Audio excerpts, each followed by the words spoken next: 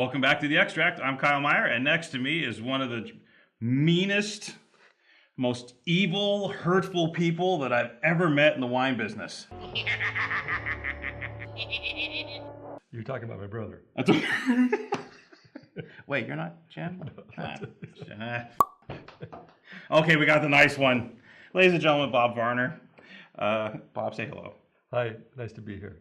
Bob Varner, well, both the boys, Bob and Jim, are literally, I don't know how to say this. I have probably the most respect for Bob and Jim Varner. Well, there's a couple cats like you in the business, not too many.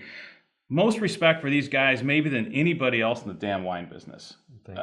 Two of the most genuine, nicest, sincere, beautiful people on the face of planet Earth that make wonderful, soulful, expressive wines from now multiple terroirs. Yes. And I couldn't be happier for the success they've enjoyed over the last decade. I couldn't be happier for anybody else over the last 10, 15 years. You guys have absolutely crushed it. So sincere welcome. Thank you. It is really great having you at the chair next to me. It's great to be here. It is absolutely great. And I'm trying to figure out where to start with this. Well, first of all, I think we probably a little Varner 101. Let's do a little timeline thing. Because to me, and believe me, I knew you guys before, this kind of suddenly appeared at one point. Okay. You know what I mean? Right. Like how long was Varner in the works before it was kind of unleashed upon the world? Well, we both went to Davis in the previous century, and the 70s. And my brother studied enology, and I was in genetics. Never planned on working together. I went to graduate school at Berkeley in a program there in genetics, and my brother founded a vineyard in Santa Cruz Mountains. Mm-hmm. I decided that it'd be interesting to help him. My professor said, God, I've always wanted to do that. Take a leave of absence and go give it a go.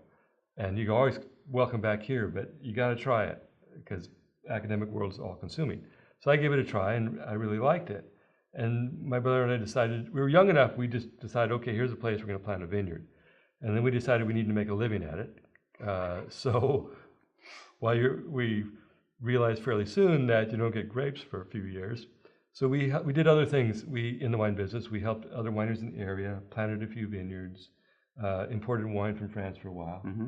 And again, that was for two reasons. One, to keep the business going, to get an appreciation of not French wine techniques, but the connection for most of those people between the land and the wine, mm-hmm. and close that loop. And also so two brothers could work together and have separate roles and not clash. Right. Everybody needs somebody to love, someone to love, someone to love. More important early on, and for the last 30 years, we've been great partners, and it's been a great relationship. So we did the French wine for about 17 years, and along the way developing the vineyards in the Santa Cruz Mountains. Mm-hmm. The idea early on, it looked like a really good site initially, and the more we worked with it, it seemed like a really good site and a really interesting site. So we decided to stay there over a long period of time and see how long we could or how much we could understand over decades. And we kept small to keep focused, and we decided that's why we did the other things, was to keep focused. We also did a second label, the Fox Love.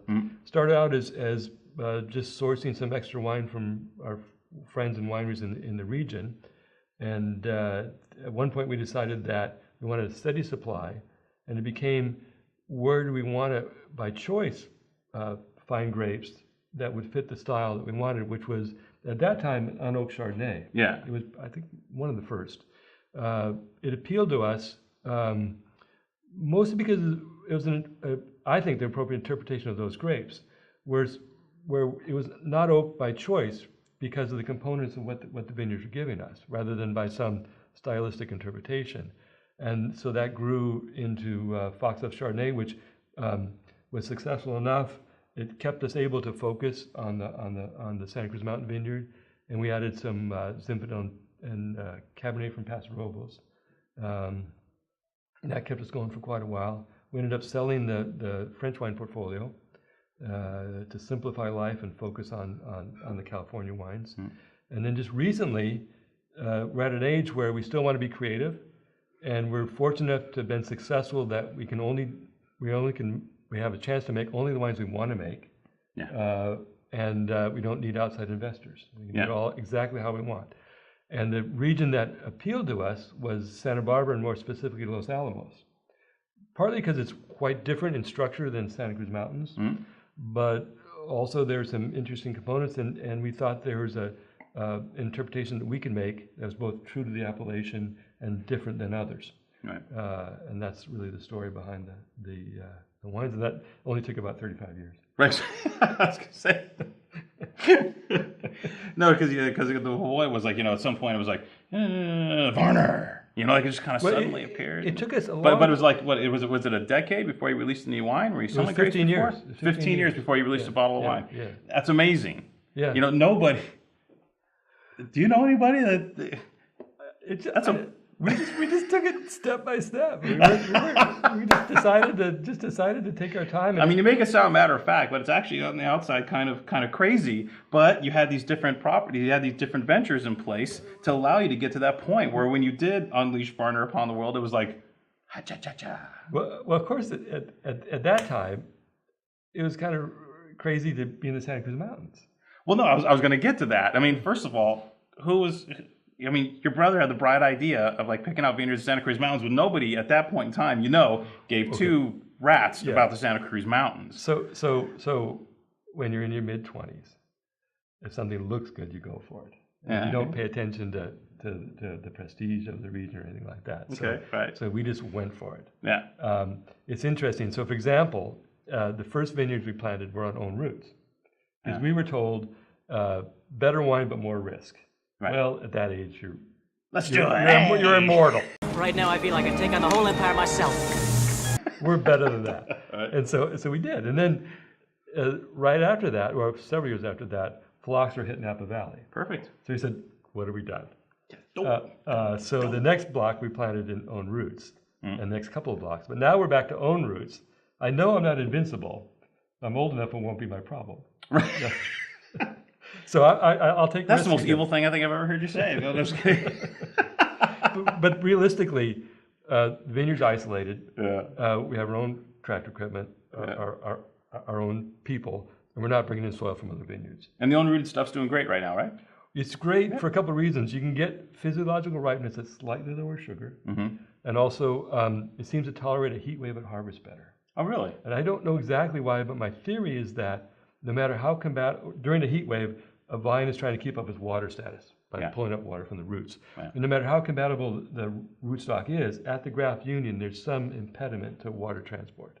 If it was too compatible, it wouldn't be phylloxera resistant.